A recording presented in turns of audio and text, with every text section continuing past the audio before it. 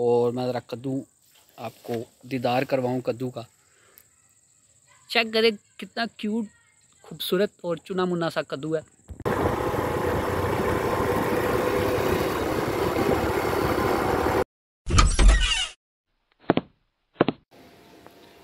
देखिए आंखों सुनते कानों को अली अस्लान का अस्सलाम वालेकुम and welcome to my vlog.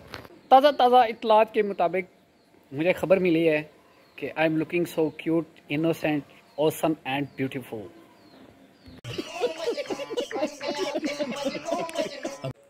कोई माने या ना माने, आई नो दैट। इसके अलावा एक न्यूज़ ये है कि हमने लगाए हुए हैं इधर बाहर कद्दू, तो मुझे पता लगा कि एक कद्दू रेडी हो चुका है। सबसे पहले मैं तोड़ता हूँ कद्दू, उसके बाद फिर आपका बनाऊँगा कद्दू। बाय द वे चेक करें आप ज़रा, स्प्रे के बाद बहुत नीट एंड क्लीन ग्रास निकला है और जड़ी बूटियाँ जो हैं वो काफ़ी सारी जल चुकी हैं। अब ये पता बरसात का मौसम है तो यो न्यू निकल आई हैं। Yo as you know all people already मैं आपको बता चुका हूँ। और अब चेक करें कितना प्यारा नीट एंड क्लीन ग्रास निकला है। लेकिन अभी जैसे ही बरसात का मौसम ख़त्म होगा एक दफ़ा फिर स्प्रे करेंगे और ये ज़बरदस्त हो जाएगा। चेक करें आप, ये लगे हुए हैं कद्दू और मैं ज़रा कद्दू आपको दीदार करवाऊँ कद्दू का। चेक करें कितना क्यूट खूबसूरत और चुना मुना सा कद्दू है। बिस्मिल्लाहिर्रहमानिर्रहीम। लो जी, चेक करें आप। तोड़ने का मकसद ये है कि एक तो ये ख़राब ना हो जाए। वैसे कद्दू ख़राब नहीं होता, इसको आप ना जितना मर्ज़ी अरसा स्टोर करें, 2-3 महीने ये पड़ा रहे ना तो ये ख़राब नहीं होगा। वैसे मोस्टली तो हम जो है ये कद्दू पका हुआ है, सर्दियों में इसका हलवा बनाते हैं और बहुत ज़बरदस्त बनता है। मिशन 1 सक्सेसफुली कंप्लीटेड और ये कद्दू तोड़ के ले आए हैं। वैसे अब्बा जी को ना लस्सी वाला साग बहुत पसंद है। सीन ये है कि ये लस्सी में पकाने वाला नहीं है क्योंकि ये थोड़ा पक चुका है और इसका बनेगा इंशाल्लाह हलवा। सो लेडीज़ एंड जेंटलमैन, अच्छी तरह मैंने वॉश कर लिए कद्दू और अब इसको मैं रखने लगा हूँ अंदर छुपा के। सो गाइस, कद्दू तोड़ने के बाद मैं जा रहा हूँ ज़रा गुलबर्ग पार्क में ना। शाम हो चुकी है ज़रा और मुझे किसी ने बोला था कि आप ना ग्रीन ग्रीन एरिया में जाया करें थोड़ा सा और थोड़ी सी ना वॉक भी किया करें। तो मैं जा रहा हूँ वहाँ पे और वहाँ पहुँच के मेन टॉपिक पे आपसे आज बात करनी है जो मैंने फ़ील किया है। फाइनली पार्क के बाहर पहुँच चुका हूँ और वो है हमारा शहज़ादा और उसको पार्क किया है। और थैंक गॉड के पार्क में रश बिल्कुल नहीं है अभी और थोड़ी गपशप आपसे अच्छी हो जाएगी और थोड़ा सुकून मिल जाएगा। मौसम इस तरह का है कि ग्रीन ग्रीन जो है वो सारा ज़बरदस्त है। ग्रीनरी ग्रीन ग्रीन कह रहा हूँ, ग्रीनरी सारी ज़बरदस्त है। और पार्क का जो काम हुआ है लगता है इसकी ट्रिमिंग वगैरह की गई है और स्पेशल केयर की गई है क्योंकि each and everything is looking good, nice and क्या कहते हैं यार, पता नहीं, जो भी कहते हैं। सो ठंडी ठंडी हवाएं चल रही हैं और हवा जो है ना बहुत मज़े की है। और हवा क्या, खैर मौसम ओवरऑल बड़ा अच्छा हुआ है। डेली तकरीबन बारिश का जो है वो तड़का लग जाता है और फिर हवा ठंडी हो जाती है। होपफुली आज रात को भी होगी इंशाल्लाह। बहरहाल ऐसे कोई हालात और वाक़यात हैं। तो बात करनी थी आपसे जो मेन वो ये थी कि यार रियल लाइफ में जो थ्योरी हम बचपन से जवानी तक मतलब बुढ़ापे तक देखते आते हैं और जो सोसाइटी में मतलब जो थ्योरी चल रही होती है वो और जो प्रैक्टिकल लाइफ है, दोनों अलग अलग चीज़ें हैं। मतलब मैंने तो ऐसा फ़ील किया है और आपने मुझे कमेंट करके लाजमी बताना है कि क्या वाकई ऐसी बात है या सिर्फ मैं ही ऐसे सोच रहा हूँ। लेकिन हॉनेस्टली मैं आपको बताऊँ कि जो चीज़ें हम सुनते आ रहे हैं बचपन से और जो मतलब लोग कहते हैं, जो उनकी ज़ुबान पे होता है वो डिफरेंट चीज़ है और जो प्रैक्टिकल लाइफ है वो बिल्कुल ही ऑपोजिट है।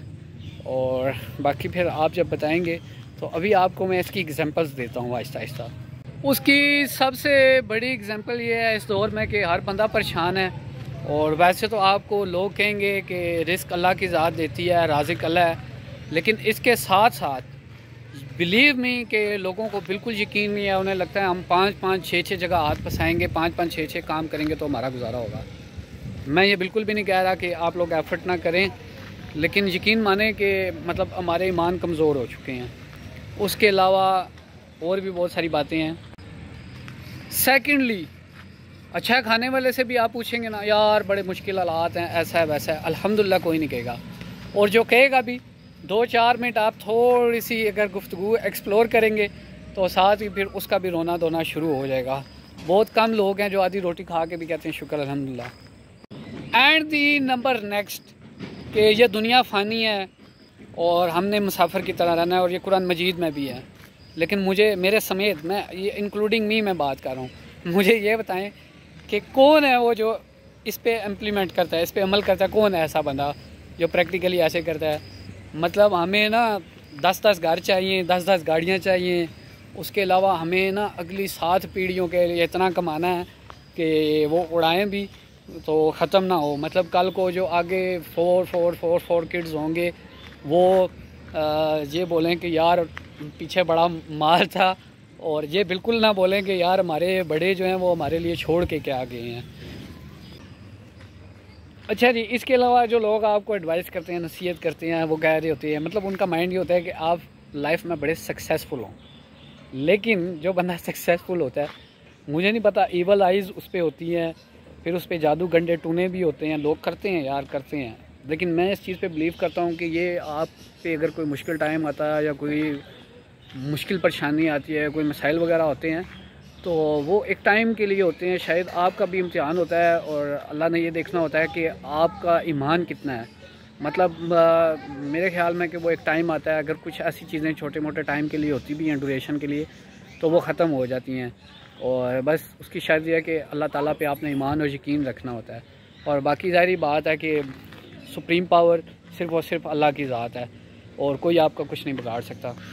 हाँ, बात कर रहा था मैं सक्सेसफुल एडवाइस की, कि लोग आपको नसीहत करते हैं कि आपने ना लाइफ में कामयाब होना है, ये वो। लेकिन मुझे आप हॉनेस्टली बताएं, और कौन बंदा किसी को आगे जाते हुए देखना चाहता है? कोई भी नहीं देख सकता। मेरे पास अगर फॉर एग्ज़ाम्पल 5 लाख हैं, तो क्या मैं अपने कज़न से या किसी, कोई भी मेरा रिलेटिव है, क्या मैं ऑनेस्टली, मतलब मैं इसलिए अपनी एग्जांपल दे रहा हूँ, ऑनेस्टली ये चाहूँगा कि मेरा कज़न के पास 5 या 5 से ऊपर हो? कभी भी नहीं। मैं ये चाहूँगा कि उसके पास 1 लाख या 2 लाख हो और वो दबा दबा रहे और मेरा टैका रहे। आज मैं इस तरह की ये बात इसलिए कर रहा हूँ कि मैं हूँ बेसिकली प्रैक्टिकल आदमी, रियलिस्टिक, स्ट्रेट फॉरवर्ड। तो ये काफ़ी टाइम से मैं सोच रहा था, तो ज़ाहिर बात है मैंने सोचा कि मैं अपनी फीलिंग्स जो हैं, जो मैं फ़ील करता हूँ, वो मैं आपसे शेयर करूँ और मुझे कुछ पता लगे। मतलब यहाँ पे अगर कोई और भी सेंसेबल बंदा है और वो मुझे बताए कमेंट्स करके कि मैं रॉन्ग हूँ या मैं राइट हूँ। तो बहरहाल ये मैं आपको फैक्ट बता रहा हूँ ना, ये हमारी सोसाइटी का एक हिस्सा है। जैसे मंटो कहता था कि मैं तो सोसाइटी को उसका अक्स दिखाता हूँ। अगर आप मेरी जो मैं लिखता हूँ वो बर्दाश्त नहीं कर सकते, तो इसका मतलब है आप अपनी सोसाइटी को भी नहीं बर्दाश्त कर सकते। तो मैं, हाँ, तो बात चल रही थी एग्जांपल की कि यार कौन बंदा लाइफ में चाहता है कि दूसरा बंदा उससे ज़्यादा सक्सेसफुल हो। ये भी एक झूठ है, बहुत बड़ा झूठ है। हाँ, कुछ लोग होंगे लेकिन कम लोग होंगे। मतलब मैं बिलीव नहीं करता कम लोग हैं। हर बंदे के माइंड में यही होता है कि यार मैं आगे निकलूँ, मैं आगे निकलूँ। और अब तो कंपटीशन बहुत हाई है, तो मुझे तो ये कहने की ज़रूरत भी नहीं है, you all people know better. उसके अलावा लोग कहते हैं यार बंदा अच्छा होना चाहिए, ईमानदार होना चाहिए, नमाजी होना चाहिए, परहेज़गार होना चाहिए। भाई अगर नमाजी और परहेज़गार होगा तो फिर वो बहुत ज़्यादा दौलत कैसे कमाएगा, हलाल का कैसे कमाएगा? आप मुझे ये बताओ पहले। और मैं जिस लेवल पे बात कर रहा हूँ वो लोगों को पता है और आप लोग समझते हैं। ये लोग नहीं देखते कि कोई होनेस्ट कितना है, कोई नमाजी कितना है, परहेज़गार कितना है। आजकल तो खैर इबादत के लिबादे भी ओढ़े हुए हैं, और मैं इंक्लूडिंग मी, मैं बार बार कह रहा हूँ मेरे समेत। तो मुझे ये बताएं कि लोग देखते हैं आप सक्सेसफुल कितनी हैं, चाहे किसी की गर्दन पे पाऊँ, किसी को ज़बह करके, चाहे कैसे भी आप उस लेवल पे पहुँचे हैं। बाद में आप तौबा कर लेते हैं, कुछ भी कर लेते हैं। तो बहरहाल वो एक अलग मैटर है। तो मुझे आप ये बताएं कि ये चीज़ें कौन देखता है? ये सिर्फ बातों की हद तक ठीक है, यार वो बंदा अच्छा है, या हमें ऑनेस्ट बंदा नहीं मिलता, यार वो चीटर है। ओवरऑल सभी चीटर हैं हम लोग। फिलहाल चालू है, मतलब चल रहा है, मगर कब तक चलेगा इसकी गारंटी नहीं है।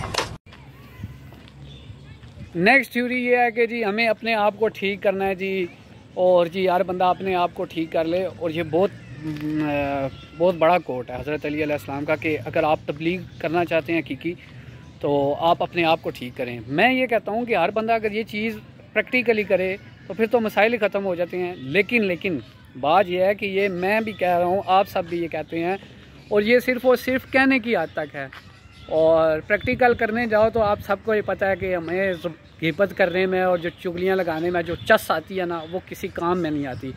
मतलब हम दूसरे को पॉइंट आउट करते रहते हैं और उसकी अच्छाई को नहीं याद रखते, फ़ौरन ही हम जो है उसके वो नोट करते हैं। मतलब 99 अगर वो 99 अच्छाइयाँ करता है तो हम एक उस पॉइंट को पकड़ के बैठे रहेंगे जहाँ पे वो कॉन्फिडेंस लैग कर लेता है, रिलेशनशिप लैग कर देता है, या कोई भी चीज़ लैग करता है, कोई भी चीज़ ख़त्म कर देता है या प्रॉब्लम हो जाती है। तो ये भी एक मैटर है। और फिर बात कर रहा था मैं कि दौलत कमाने की, तो मुझे एक बात बताओ आप सब लोग, अगर आप गुरूर और तकब्बुर नहीं करोगे, आप अकड़ अकड़ के नहीं चलोगे, तो लोगों को पता कैसे लगेगा कि आपके पास पैसे हैं, आप अमीर आदमी हो, अगर आप आजिज़ी दिखा दोगे। तो ये भी एक पॉइंट है। मैंने सॉल्यूशंस पे बात नहीं करनी, मैं बात कर रहा हूँ सिर्फ जो मतलब थ्योरीज़ हैं हमारी सोसाइटी में जो यहाँ पे चलती हैं, जो क्लासिफिकेशन है, जो क्लासेस हैं। और आपको पता है कि हम जब छोटे थे तो हम पढ़ते थे कि हिंदुओं की जो वो ज़ातें हैं जी, छूत और ब्राह्मण और पता नहीं कौन कौन सी, मुझे याद नहीं है। मतलब हमारा तो मताला पाकिस्तान हो, ये वो पढ़ते पढ़ते गुजर गया उम्र, और जिसका अब कोई लोग कहते हैं कि मकसद भी नहीं है। खैर वो एक अलग बहस है। तो मैं बता रहा हूँ कि अगर हम अपने इस बीइंग एज मुसलमान होने के नाते अगर हम अपने मुल्क में देखें तो क्या यहाँ पे क्लासिफिकेशन नहीं है? क्या यहाँ पे क्लास नहीं है? अपर क्लास है, लोअर क्लास है। मतलब अपर क्लास है सबसे, एक एलीट क्लास है, मतलब अमीर लोग हैं, उसके बाद जी अपर मिडल है, फिर मिडल है, फिर लोअर मिडल है, फिर पुअर है। मतलब ये क्लासेस हैं। और आप सबको पता है कि जो अपर क्लास होती है, जो मोस्ट अपर क्लास है, जो एलीट क्लास है, उनके पास पावर होती है कानून ख़रीदने की। और अगर वो क्राइम भी करते हैं तो अगर बाई चांस फंस जाते हैं वो एक अलग बात है, बहुत इंटेंसिव किस्म का मतलब कोई इशू बन जाता है, या सेम लेवल पे जहाँ पे वो रेसिस्ट नहीं कर सकते, दोनों का एक ही लेवल है, तो फिर वहाँ पे आपको पता ही है कि वो इस चीज़ को बाय कर लेते हैं। तो मतलब उनके लिए कोई इतना इशू नहीं है। ये भी एक प्रॉब्लम है। गाइस मैं बात कर रहा था पावर की कि दो इक्वल मतलब फोर्स हो, अगर बराबर पावर हो, और तो वो तो फिर उनका फिर फैसला होता है, तो फिर उनमें से एक कोई जीतता है और हारता है। बाकी आपको पता ही है कि आम बंदे को ना तो इंसाफ मिलता है, ना कोई और उनके मसाइल हल होते हैं। और बात रही आगे बराबरी की, तो वैसे तो बीइंग अ मुस्लिम सब मुसलमान बराबर हैं, और अगर कोई आगे है तो वो तकवा और परहेज़गारी में है। लेकिन आपको पता ही है कि हमारे मुल्क में फिर तकवा और परहेज़गारी को तो खैर एक साइड पे रखें, कौन बराबर है कौन नहीं, क्लासेस तो हैं। और यहाँ पे टू नेशन थ्योरी का अब जो डिफरेंट एंगल से मतलब लेते हैं लोग, पहले तो ये था कि हिंदू मुस्लिम दो कौमें इकट्ठे नहीं रह सकते। और बाकी आपको पता ही है डेली वीडियोस चलती हैं जी हमारे मुल्क में टू नेशन थ्योरी, ये है मतलब एक अलग क्लास है और एक अलग क्लास है। और खैर मैं तो टू नेशन थ्योरी तो नहीं कहता, मैं तो इधर काफ़ी सारी नेशन थ्योरी कहता हूँ कि मतलब हमारे मुल्क में ना एक डिफरेंट एंगल से मामला चल रहे हैं। बहरहाल ऐसे बहुत से मसले मसाइल हैं जो अब मेरे माइंड में भी नहीं है, तो बस वैसे मैंने सोचा था आज आपसे बताऊंगा जो बचपन से लेके अब तक इस एज तक हम सुनते आ रहे हैं वो चीज़, और जब हम प्रैक्टिकल लाइफ में जाते हैं तो वो बिल्कुल अलग है। मतलब लोग कहते हैं ज़्यादा लालच नहीं होना चाहिए जी, दुनिया का अर्स नहीं होना चाहिए जी, बहुत ज़्यादा दौलत के पीछे नहीं भागना चाहिए। लेकिन जब प्रैक्टिकल लाइफ में आओ तो ये सब चीज़ें पीछे रह जाती हैं। उसमें आपको अमीर भी होना है, आपको भागना भी है, आपको कंपटीशन में भी जाना है, और आपको सक्सेसफुल भी होना है। और सक्सेसफुल आपको मतलब सबको सक्सेसफुल होना है। मैं ये सोचता हूँ यार, मतलब अगर ओवरऑल देखा जाए तो सब इंसान बराबर नहीं हो सकते। मतलब कोई अमीर है, कोई ख़ानदान में भी कोई नॉर्मल होगा, कोई गरीब होगा, कोई मिडिल क्लास होगा, ये दुनिया का एक दस्तूर है। मतलब पता नहीं क्यों लोगों को भाग मिक्का भाग वाली हिसाब है, भाग भाग भाग बस भाग भाग भाग, इस भागने के चक्कर में पता ही नहीं है कब लाइफ एंड हो जाती है। मैं ये नहीं कहता कि आप लोग एफ़र्ट ना करें, लेकिन एफ़र्ट ज़रूर करें, लेकिन ये चीज़ भी देखें कि यार मतलब हम कर क्या रहे हैं, हमारे कॉल और फेल में तजाद है। मतलब हमें हमारा मज़हब कुछ और कहता है, हम प्रैक्टिकल लाइफ में कुछ और इम्प्लीमेंट कर रहे हैं, मतलब किसी और तरीके से जी रहे हैं। वैसे तो नाम इस्लामी जमहूरिया पाकिस्तान है हमारे मुल्क का, लेकिन ओवरऑल जो है ना, जो हालात और वाक़यात हैं वो बिल्कुल डिफरेंट से हैं। तो बाकी हर मुल्क के मसाइल होते हैं जी, हर जगह हो गए। वैसे मैं एक जनरल बात कर रहा हूँ कि जो हम बचपन से सुनते आ रहे हैं। तो आप ज़ाहिर बात है, जो न्यू कमर्स हैं, जो बिल्कुल यंग लोग हैं, और जो लर्निंग प्रोसेस में तो इंसान हमेशा रहता है। मसलन जो घर के बड़े बुज़ुर्ग होते हैं, उन्हें लगता है एक एज पे आके कि जी वो हमेशा ठीक है। देखें जी, हम इंसान हैं, वैसे एक ओवरऑल बात कर रहा हूँ, अगर कोई बुज़ुर्ग भी देख रहे हैं तो अक्ल जो हमारी वो कामिल तो हो नहीं सकती। कामिल जो अल्लाह के ख़ास लोगों की अक्ल होती है। तो हम डेली लाइफ में गलतियाँ करते हैं, सीखते हैं। मेरे ख्याल में टिल डेथ मेरा तो ये है पर्सनली, मैं इस चीज़ को फील करता हूँ और मैं चीज़ें लर्न भी करता हूँ, सीखता हूँ चीज़ों को, कि इंसान एंड तक लाइफ में कुछ ना कुछ सीखता रहता है। और ये जैसे एक ड्राइवर भी मिसाल देते हैं कि जी ड्राइवरी एक समुंदर है जी, इंसान डेली छोटी मोटी बड़ी जैसी भी गलतियाँ करता है और टिल एंड तक गलतियाँ करता है, सीखता भी है। मतलब इस तरह लाइफ का भी यही सीन है। लाइफ, अगर ड्राइविंग इतना बड़ा समुंदर है तो लाइफ तो बहुत बड़ा फिर समुंदर होना चाहिए। मतलब उसे सीखते सीखते हमारी लाइफ एंड हो जाती है। और बाकी यही बात है कि वो मिनटों की शायद एक एग्जांपल थी कि ज़िंदगी एक जुराब की तरह है, कि जिसको अगर देड़ो तो एक कोने से शुरू करो, दूसरा एंड जब हाथ में आता है तो तब लाइफ एंड हो जाती है। कभी कभी जब हमें इसकी समझ आती है बिल्कुल, तो साथ ही बस हमारी फिर छुट्टी हो जाती है और हम आगे निकल जाते हैं अगली दुनिया में। बात कर रहा था मैं बुज़ुर्गों की कि जी बुज़ुर्गों को लगता है एक स्टेज पे आके कि वो गलत हो ही नहीं सकते, और उन्होंने जो बात की या जो फ़ैसला लिया, मतलब ओवरऑल एक जनरल बात कर रहा हूँ, वो बिल्कुल ठीक है जी।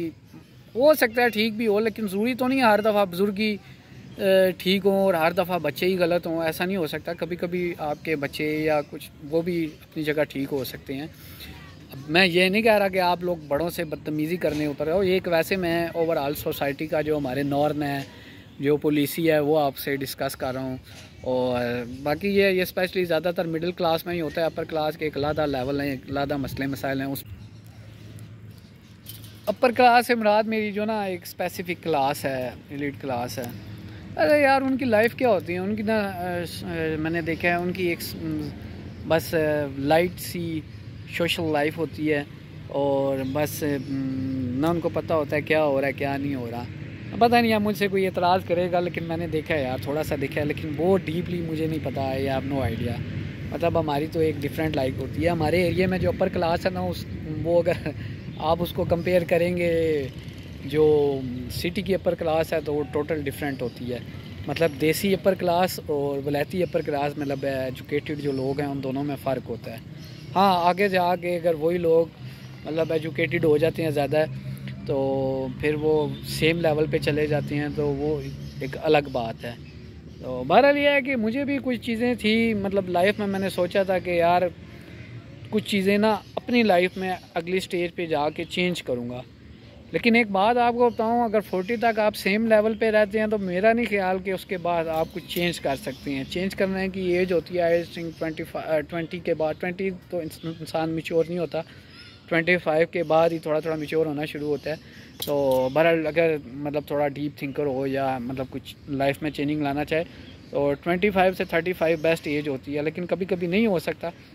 इसी के साथ साथ मुझे एक और बात याद आई कि जो मतलब लोग शादी करते हैं या उस हवाले से मैच मेकिंग करते हैं या रिलेशनशिप बनाना चाहते हैं, तो आजकल जो लड़के हैं उनके माइंड सेट इस तरह बन गए हैं कि उनके वालिद ने जो उनको 50-60 साल की उम्र में जो लिविंग स्टैंडर्ड दिया, मतलब जिसमें अब वो रह रही हैं, तो उन्हें आजकल के मौजूदा दौर का जो लड़का है, मतलब 25 के बाद से कह लें, 22 से 28 का कह लें, तो उन्हें इस एज में ना वही लेवल चाहिए जो उनके वालिद साहब ने 45 या 50 और 60 के मतलब सारे इसी सर्कल में जो इन्होंने दिया होता है, तो उनको वही लेवल चाहिए होता है उस एज में, मतलब जो 30 के अंदर अंदर। तो ये भी एक है मसला है ये भी आजकल। और उसके अलावा एजुकेशन का भी है, एजुकेशन जो है वो सेम नहीं है हमारी। तो बहरहाल ये बात थ्योरी की कह रहा था। तो वैसे ओवरऑल लोग कहते हैं ऑनेस्ट हो, नमाज़ पढ़ता हो, तो बहरहाल फिर वही बात आ जाती है दोबारा रिपीटिंग में। तो रिश्ते के हवाले से बात कर रहा था, तो ये भी एक अलग बात है। उसके अलावा एक बात और आपको बताऊं, ये तो मैंने प्रैक्टिकल किया है। आपको पता है अल्हम्दुलिल्लाह मेरे पास 2-3 गाड़ियाँ भी रही हैं। तो अभी पिछले दिनों मैंने एक छोटी ली थी। आप वो ले कर निकलें, आप थोड़े नॉर्मल से कपड़े पहने, यकीन माने आपको लोग साइडें भी करवाएंगे, आपको लोग कट्टें भी करवाएंगे, आपको रास्ता भी नहीं देंगे। आप थोड़ी अच्छी गाड़ी अच्छे ड्रेस में निकलें तो लोग स्माइल भी देंगे और आपको रास्ता भी देंगे। अगर आप कहते हैं नहीं ऐसा नहीं है तो आपकी मर्ज़ी। बहरहाल ये मैंने पर्सनली खुद फील किया है। मोस्टली ना ये मेरे पर्सनल एक्सपीरियंस हैं, मतलब आप माने या ना माने, I don't care about it, लेकिन जो लोग प्रैक्टिकल हैं, स्ट्रेट फारवर्ड हैं और सीधी सीधी बात करते हैं वो ज़रूर एग्री करेंगे मेरे साथ। और मैं उनका मुंतज़िर रहूँगा कि वो मुझे बताएं। और ऐसी बहुत सारी चीज़ें हैं, अगर आप कमेंट करके मुझे बताएंगे तो मुझे और भी पता लगेंगी। अभी मेरे माइंड में नहीं आ रही, मैंने लिस्ट नहीं बनाई। बस आज ज़रा मौसम अच्छा था और पार्क में मैं ज़रा आया हुआ था वॉक करने, तो मैंने सोचा कि आज ज़रा इस बारे में गपशप लगा ली जाए। और भी आई है मेरे माइंड में। लोग नेकी करते हैं और कहते हैं नहीं यार हमें बंदे से सिला नहीं चाहिए, हमें अल्लाह से सिला चाहिए जी।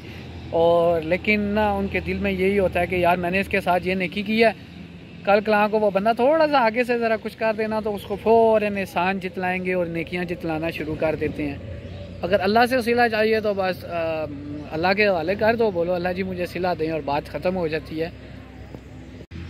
फिर हज़रत अली अलैहिस्सलाम का मैं कोट जो है वो मुझे याद आ गया कि उम्मीद किसी से ना रखो, उम्मीदें जो है इंसान को मायूस करती हैं। और उस दिन ना मैं एक शायद वो कोई सिंगर थी, बच्ची टाइप ही थी, मतलब बहुत ज़्यादा बड़ी एज की नहीं थी, मतलब बिल्कुल यंग गर्ल थी। तो बड़ा स्माइलिंग फेस था। तो वो इंटरव्यू लेने वाला पूछ रहा था कि आप इतना स्माइल क्यों कर रही हैं। उसने कुछ बात की पंजाबी में, जिसका ये था कि ये दुनिया एक मंडी है और यहाँ पे हंसते चेहरे बिकते हैं और रोता चेहरा बिकता नहीं है, उसकी कोई वैल्यू नहीं होती, तो बस हंसते रहो। और उसके अलावा उसने बड़ी डीप बात की थी, यही इसी कोर्ट से रेलेवेंट के रिश्ता सबके साथ रखो, उम्मीद किसी के साथ ना रखो। बस यही मेरी खुशी का राज है। मेरी चिक चिक आपने बहुत सुन ली, अब चेक करें आप। ये मतलब मौसम इस तरह का हुआ है ना, ठंडी ठंडी हवा, और ज़ाहिर बात है पौधों को ज़रा पानी मिला है, ज़मीन भी थोड़ी गीली गीली हुई है, इसकी प्यास बुझी है। तो ऐसे लगता है जैसे ना ये जो पौधे हैं और ये कुछ गा रहे हैं, मतलब मेलोडियस किस्म का इन्वायरमेंट बना हुआ है। और ये देखें लहरा लहरा से रही हैं, हवाएं जो हैं वो झूम रही हैं और सनसनाहट, मतलब अब ज़ाहिर बात है इसमें मैं आपको सुना नहीं सकता, डिफरेंट किस्म के नेचुरल आवाज़ें आ रही हैं। और ये शाम को ना अगर आप बैठते हैं इन जगहों पे आके तो आपकी हेल्थ पे बड़ा अच्छा इम्पैक्ट होता है। तो ज़रूर अपने लिए टाइम निकाला करें। और ज़रूरी नहीं है कि किसी कंपनी में ही आपको टाइम मिले, अकेले भी आप इंजॉय कर सकते हैं। मुझे देख लें आप, मेरी पहले सोशल लाइफ बिल्कुल नहीं थी, मैं आइसोलेशन में ही रहता था, तो अब मेरी सोशल लाइफ है, एक सर्कल है। सो लेडीज़ एंड जेंटलमैन, हमेशा कुछ भी परमानेंट कुछ भी नहीं होता। फैमिली है, आपके फ्रेंड्स हैं, एक ना एक दिन हमने अपने अपने टाइम पे अलग हो जाना है। तो यही फैक्ट है एक। बहरहाल अल्लाह ताला किसी को किसी अपने से प्यारे से जुदा ना करे और अल्लाह ताला सबको हंसता मुस्कुराता हुआ आबाद रखे। तो बहरहाल ये फैक्ट है एक कि हमेशा लोग साथ नहीं होते, फ्रेंड है कोई भी, तो कभी कभी आप अकेला भी इंजॉय करना सीखें। आइसक्रीम खा लिया करें, कहीं पे बैठे हैं, ये देखें मैं बैठा हूँ, इंजॉय कर रहा हूँ, फ्रेश हूँ बिल्कुल, और आगे पीछे दुनिया से बेनियाज हो के मैं अपने हाल में मगन हूँ। एक स्पेशल साइड पे बच्चे खेल रहे हैं और बड़े वॉक भी कर रहे हैं। इसमें ना थोड़ा थोड़ा अब मेरा माइंड ना नॉटी हो रहा है और मैं आपको बताता हूँ, बाकी मैं बहुत जो मर्जी लूँ, आई नो दैट आपने देखनी मॉडल्स ही होती हैं और ब्लॉग वही ज़्यादा चलते हैं जिनमें लाल पीले नीले हरे रंग आपको नज़र आते हैं। बहरहाल करेंगे कुछ उसका भी करेंगे यार, अभी तो ज़रा अच्छी अच्छी थोड़ी बातें कर लेना ताकि लोग ये कहीं यार किसी टाइम में अच्छा होता था, पता नहीं अब इसको क्या हो गया है, बच्चा जो है ये ख़राब हो गया, बिगड़ गया है। तो बहरहाल ये है कि बहुत जल्द सीन करेंगे इंशाल्लाह, 2-3 मंथ के बाद ज़रा हम भी नीले पीले हरे लाल आपको रंग दिखाएंगे। फ़िलहाल तो मैंने खुद ही पहना हुआ है, इसी पे गुजारा करें। और माय फेवरेट कलर है ये, मतलब लाल नहीं है, मतलब थोड़ा लाल कह लें आप, छोड़ें यार, आपको क्या बताऊँ, ये लड़कियाँ ही बता सकती हैं कौन सा लाल है, क्योंकि लड़के इस मामले में बस उनको यही होता है पिंक है या लाल है, डिफरेंट कलर होते हैं, वो आपको 105 शेड बता देंगी लाल के।